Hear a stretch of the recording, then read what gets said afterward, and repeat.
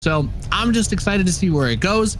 I'd like to see a little bit of madness out of our Zerg player, because this man in the top left, well, he's just an incredibly difficult opponent to take down. He's 8-0. He hasn't dropped a map in this regional. Ladies and gentlemen, he is Neeb. And he will be duking it out with this man who hopefully feels all right. In the bottom right side of Cosmic Sapphire, representing Storm Gaming, the Swedish Zerg who moved to Canada a long time ago. This is Namshar.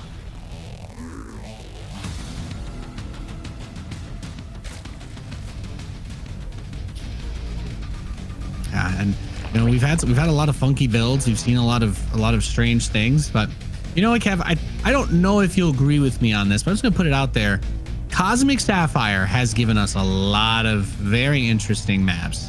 Just, I don't know if it's just the way that it's so long stretched corner to corner, or just the layout with all those ups and downs and the open natural, but it's been pretty consistent, interesting games in general on Cosmic Sapphire.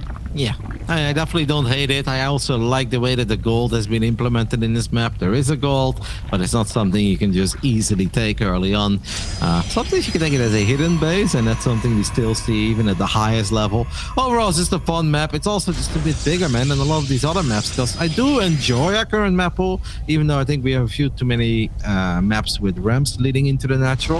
I think that's fun for like 1, maybe 2.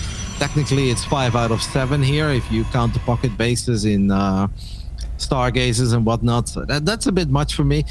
But there are also a lot of them are very small. Waterfall is tiny, Moonden's tiny, Inside and Out is tiny. So I kind of like it that this map is just a bit bigger and allows a bit more mobility. And yeah, maybe you can hide stuff a bit easier. Overall, this is the kind of map size that I enjoy. Yeah, I think that it's like you said, you know, there's always, it's nice to have those safe features built in, but when you can use an interesting mechanic without throwing it in your face, that's what really allows a map like this to shine, because it has a lot of interesting features, but it's not really that gimmicky. You know, you would think that more people would do something with the debris outside the natural, go into either third, but it hardly ends up being touched. Almost nobody has actually even broken those rocks in any of the matches that we've been doing this week. So it's certainly got a lot of interesting features to keep in mind. Neeb opening up with the Stargate. This is not super surprising. He's done a little bit of adept action this season for some of the PVZs and NA, but wants to make sure that he can take advantage of, again, another great feature. Most of these maps have that big airspace around most of the bases, including a space to hide behind the main. We saw Namshar being quite fond of going for a quick Evo chamber and getting +1 melee out in some of the other games we've seen from him in this season of the DreamHack Masters. He's not going to do that against Neeb, and I kind of like that, because that kind of stuff is a bit more complicated to pull off. And if you've got a lot of freedom and you've got a lot of time to just get a build like that up and running, it's probably fine. You know that Neeb is always going to be in your face, as he's already in the face with 2 adepts, but this was actually a pretty good cleanup by Namshar. We pulled the drones away from the adepts. The links were all over these adepts. We ended up losing 2 drones, but that's honestly very acceptable for a Protoss player that's willing to give up 2 adepts this early on. So I'd say so far so good for Namshar. He should be quite pleased with that. Yeah, nothing crazy happening at the start, and the Lings are looking for a third base in the northeast. It's going to be taken in the southwest. The Oracle is nearby to help deal with it, and Namshar has still the Overlord outside of the natural, so he's got a pretty good read on what's happening. He's going to see this. Don't know, this is not really enough Lings to do anything about it, but he's happy to just drone, because I think that's one of the hard parts about playing Neeb. Unlike a Showtime, for example, where he's definitely going to play macro. Neeb could have been trying to squeeze something in. He could be trying to do a little bit of a cheeky early timing. So if you see him playing macro, take that, run with it. Don't push your luck, because he's someone that's hard to kill as well. Yes, I would absolutely agree with that statement, as we have Namshar taking his casters in the natural, not really giving us a clear indication yet of where he wants to go this game, as Neeb is just having a good old time dropping a stasis trap and keeping an eye on what Namshar is doing. So far there isn't really a whole lot that Neeb can really work with, as he goes for back-to-back stasis traps. But Namshar's not going to fall for that one either. We now have the Roach Warren going down 5 minutes in this game. We don't have a lair yet, Nate. Like, I don't want to say it's like ultra late. Okay, there we go. Does fire it up immediately, but feels a tiny bit late compared to what we see from a lot of the other Zergs in this matchup.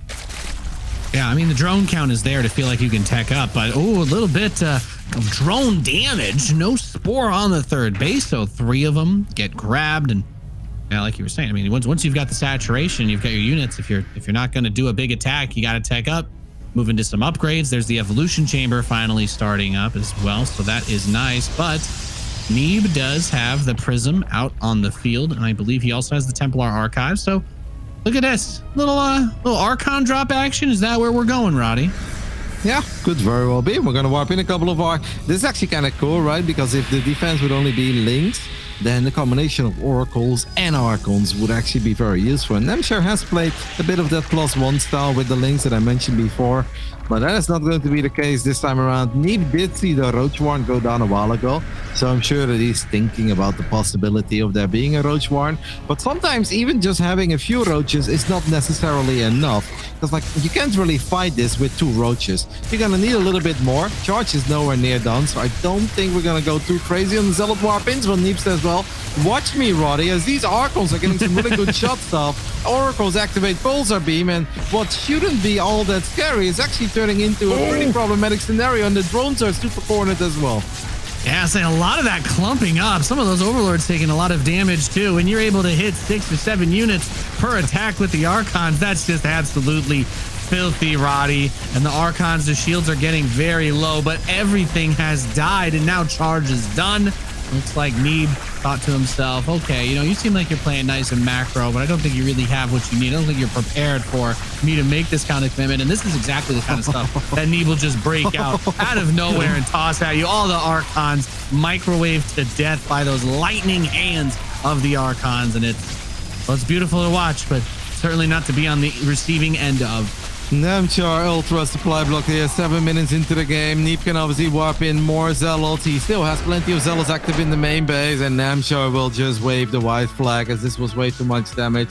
I said it before, man. It really does feel that Neeb can do whatever the hell he wants, and he looks so damn good doing it. And I think even Neeb got a lot of satisfaction out of these Archons killing, I don't know how many Overlords, Nate. But at the beginning of that attack, we had 138 possible supply for Namshar. At the given point in that attack, I think we dropped to 66. We went from 138 to 66. I don't think I've ever seen 2 Archons in that phase of the game kill that many Overlords.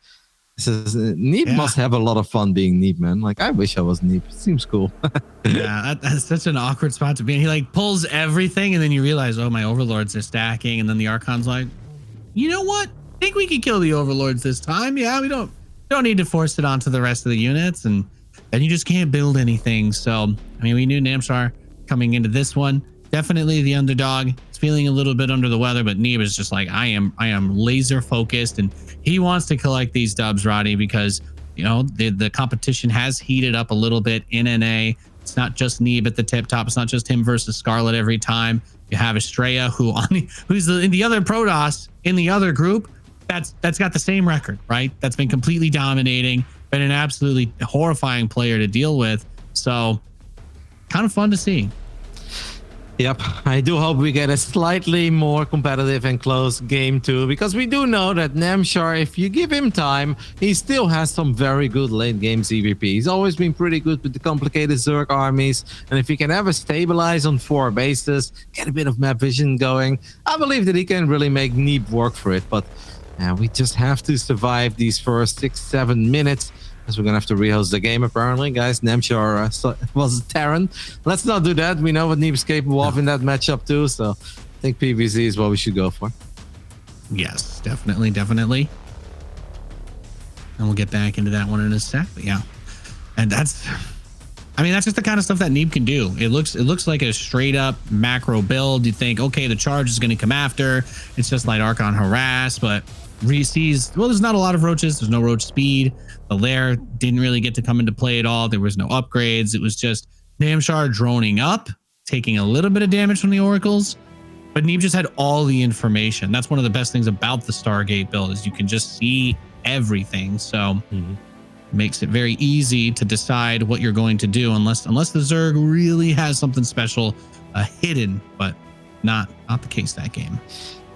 No, so Data SC, it is also a very big map, just like Cosmic Sapphire is, and hopefully Namshar can get a clean start. There's a chance that Neeb's going to switch it up for us a little bit. Maybe he's sick and tired of these Oracles doing as well as they have done, and he's going to give us a bit of Twilight action right off the get-go. What I did like in that previous game is that Neeb knew that his Archons were very early. Charge was not necessarily done yet. And I feel like it's almost natural to feel like, okay, if I do want to wipe in Zealots in the main base, I have to wait for charge. But Neeb is like, nah, I actually think this is going to hit early enough that he shouldn't have a lot of roaches. And even if he does, I think that the Archons and a few Zealots can do all right. And I think it's safe to say they absolutely did. So let's see if this man will defeat his will defend his undefeated record, or if he's going to give us a bit of a show. In the bottom left side, we're looking at the main base of the American Protoss hero representing On-Site Gaming. This is Neeb.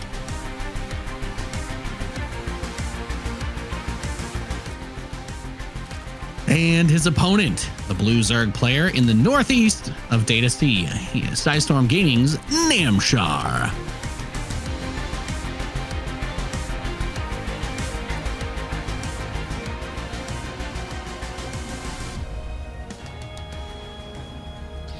Seems like Namshar is going to be forced to take the triangle rather than his natural, as Neeb already has a probe in his natural. That's obviously going to be a bit annoying. That also means in general more drones are going to be exposed against the first few units that Neeb's going to send out. If we look at it from the right side, Nate, if we try to focus on the positive, the defense against the two adepts, that part actually went really well for Namshar. Yeah, I didn't really take the damage from the early poke and actually did a really good job responding to the Oracles coming in for the stasis traps. Didn't let the drones get caught. Was able to bait them out. Just got a little bit tough when that one spot where there wasn't the defense right at the third base that was where a couple of the drones got picked. And otherwise he was ready to move forward with what the strategy was going to be. But I think from all the PVZs that I've cast in this season, I don't think we've seen an Archon drop. So, I mean, it used to be like the only build that you would have in PvZ, but as the meta rotates around, some of those old meta builds suddenly get a little bit stronger just because you're not seeing them as much as you used to. Yeah, but it was also different back in the day, right? Because that was our opener, straight up. Yeah, like people just opened up with an Archon drop. Now we still had the Oracles at first, so Neeb will still poke with the Adepts, and he will still fly around with some Oracles, and then follows it up with an Archon drop. Yeah, that's just cool to see. That's something that you maybe not expecting as much as before, especially since it does come a little bit later with that Stargate opening, and it is going to be the Stargate again. There's really no reason not to do this unless you have a specific strategy crafted for your opponent in mind, or something with a map that you really like. And for all the reasons that we kind of dissected in that first game, the drones and the Lings coming to get rid of this block though, as he did place that pylon down on the natural and will cancel it, so Namshar can get up to 3 bases. We gotta make sure we don't lose anything against this one adept, as the first drone does already fall. Now, losing a Ling is acceptable. Losing a drone is something you do really want to avoid. But hey, Namshar does clean it up, so in the end, it's an adept for a drone. And that makes you forget about the pain of losing a drone real quick. Now, and we have those Oracles on the way now. And just the one drone, like you were saying so far, as another adept is over here. But as far as Namshar is concerned, we do have a Spore Crawler in the main, continue to push Queens at the front. Adept's going to send the Shade backwards, take a shot at a Zergling, nothing else really going on. Going to add another gateway to the ramp of Neeb. Namshar can see, okay, well, he's walled off, but don't think he was ever going to try to force it. He has Ling speed, but just like last game, he's only built 5 of them, so he wants to focus on droning, not taking damage and absorbing the harass. But you know what he's doing this game, Roddy? He's getting the Spore Crawler at the third. Not an unwise choice. Even though, like, that's not really where it went wrong. Obviously, it did make us trip up. And every single time you trip up a little bit, that's obviously when your Roach is going to be a bit later. Maybe that Lara's a bit later. So, yeah, having to pull the drones a few times and losing a few drones at the third base, none of that helped. But I don't think that's really why Namshar won or lost the game. Neeb is just overall such a complete solid player in this matchup. Yeah. And yeah, to even stand a chance, you can either do something very weird like cheese, like crazy, or you can try to play the macro game, but then you really need to be on top of things. And this is not being on top of it, as one queen is not going to keep 2 oracles at bay. And Neeb is... Watching Neeb play PvZ is becoming a bit ridiculous, Nate. Yeah, he just zooms in, kills 6 drones, walks out with no explanation. Actually comes back into the main, gets another 3, and great control to send the weakened oracle out. You know, he makes it look so easy. He's like, yeah, of course just send the weak one back. There's no possibility of a misclick, and he can just park right behind the main base because you have these huge spaces to work with. Yep, Neeb is actually going to build another oracle behind all of this, as the other 2 oracles are a little bit low on HP. Full HP oracle at home is going to grant high ground vision, which will allow Neeb to take down this overlord. Gonna try to escape with the 2 low HP ones. The queens are not quite in the spot they're supposed to be. If Neeb was very greedy, he could have even turned around again and tried to activate Pulsar Beam one more time. But Neeb is already moving out with a little bit of an army. This is way before Blink, Nate. And you normally think like, oh, 7 Stalkers are not very useful. Well, 7 Stalkers with 3 Oracles against someone who has a Roach Warren but 0 Roaches, has a spawning pool with only 2 links. This is a push that could very well end the game.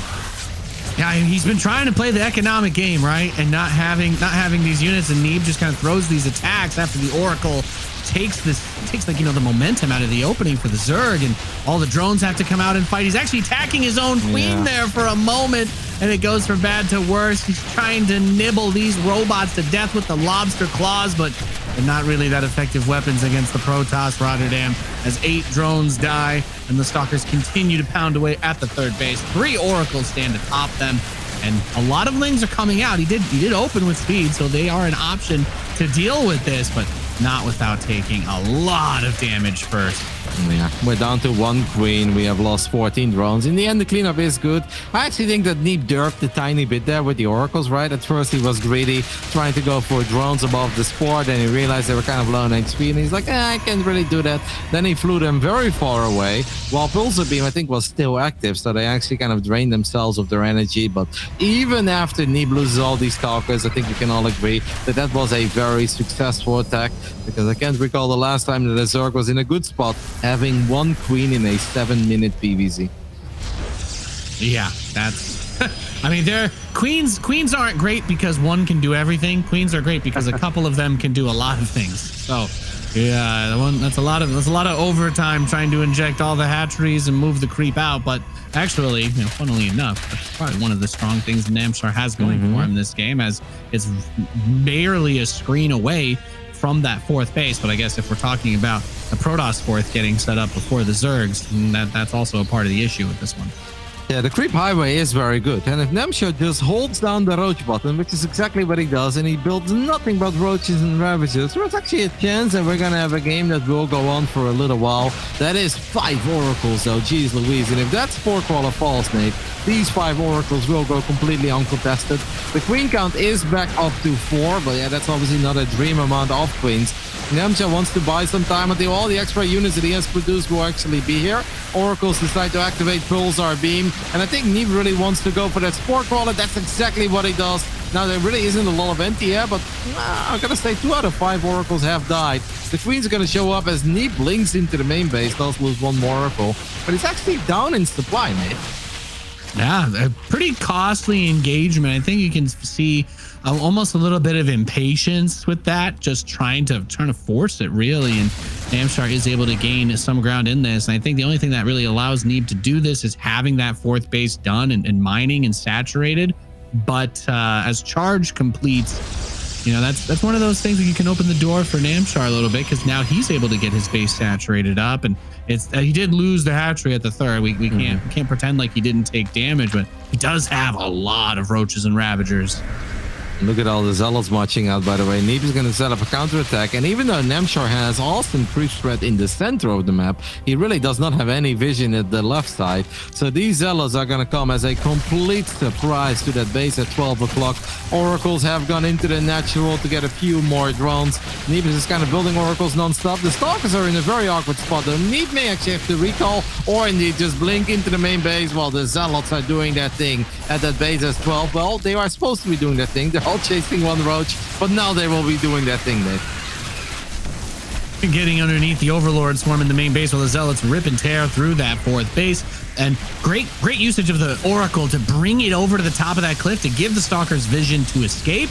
They do eventually all die, but 30 drones just got killed, Roddy. And this hatchery's getting popped. The Oracle is trying to finish off that 3rd base that got rebuilt, and it will stand, but with very little health remaining.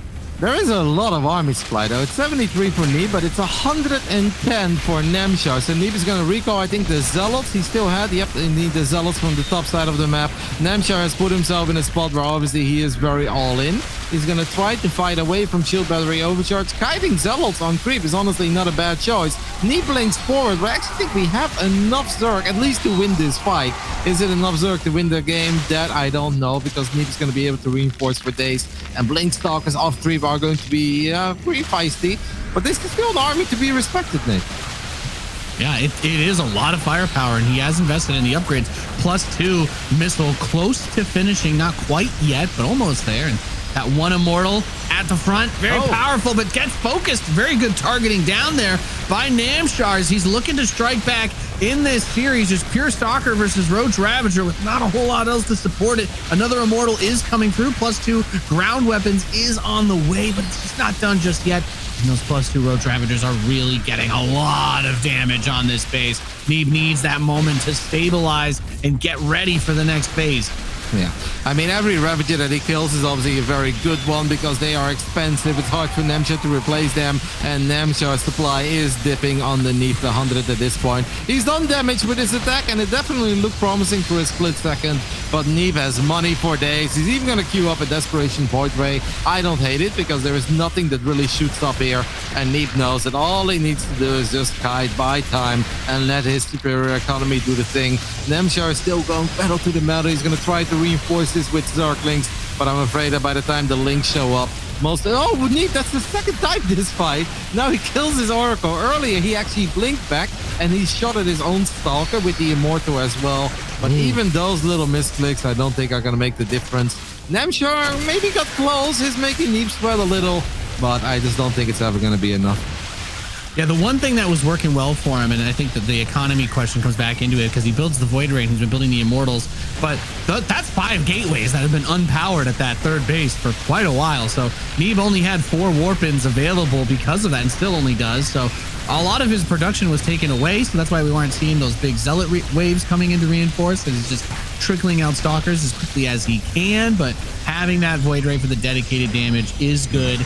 Being knocked down to this spot is not game ending. Namshar has been, as you said, holding down the Roach button, but he doesn't really have anything else back home. That 3rd base, he's only just now finishing the resaturation of, and Neeb did take the bottom right expansion. So some Lings might come over here and get a couple of probes, but I don't think he's going to be able to get the Nexus, and that should allow Neeb to still kind of stay on top economically. Yeah, Neeb might be a tiny bit concerned, right? Because if you go up against a world-class Zerg player that's really on top of their game, they find these moments where they sneak in a couple of drones, retake a base, and Neeb now has not been to the other side of the map in a little while. So for all he knows, there is a chance that Namshar is actually still working with like 66 drones and 4 bases again. And then this would actually be a game that is still somewhat scary, especially if we start losing extra probes in the bottom right side. We know that Namshar was ultra committed, ultra all in, and didn't really show us anything that he wanted to retake a 4th base, didn't drone up anymore. Got close though, had a big army, definitely got some good work done. Unfortunately, in the end, Neeb was just a little bit too rich. Yeah, I think that there's a really interesting opportunity there with cutting off 5 of the gateways, and you're like, okay, maybe even if he has the money, he can't build enough, but just Neeb's control and, having the ability to stay calm and get out the units that he needed that could get him through this, that was always going to be the most important thing. And his +2 attack finishing helps a lot as well. When you're talking about Zealots and Immortals against Roaches, you're just getting so much extra firepower to help kill those bad boys. And now he goes into +3. But it's just a very well-rounded very well-rounded Protoss army. He's got 3 Immortals, 2 Void Rays, 2 Archons, and 15 Stalkers. And on the other side, it's just Roaches. 26 Roaches, 2 Ravagers, and not much else while he's down about 30 workers. Yep, it's a very good anti-Roach army, especially with +3 coming online as well in the near future. It seems that Neeb has pretty much done it, but Neeb, like I said, doesn't have the information that we have. So, he might be worried. Like, what if Namshar did drone up and saturate a couple of bases, and now suddenly he's got, let's say, 15 Hydras, right? Roach Hydra is not ultra popular, but against this army of Neeb, Roach Hydra would actually be very solid. But Neeb is going to test the waters, drops the revelation, and he will obviously not be scared about what he sees at first. He does see a couple of extra roaches show up, but he's got a good anti-roach army, and as long as these immortals are able to get their shots off, I don't think this Protoss army will ever fall. Yeah, that base gets killed for like the 7th time in this game. The Void Rays are still not really a great answer to them without the Biles, so they're going to help provide that damage. And the Immortals are all still alive in that backline, so dealing tremendous pain to Namshar. He definitely made the most of it. A lot of these Biles are still landing. Feels like Neeb is just kind of focusing on getting this prison up for the reinforcements, but more and more stalkers come through. There is the addition of a bunch of zealots now as well. Blinks forward, targeting down the Ravagers, and man, Namshar really did put up a good fight on this one, but it just isn't enough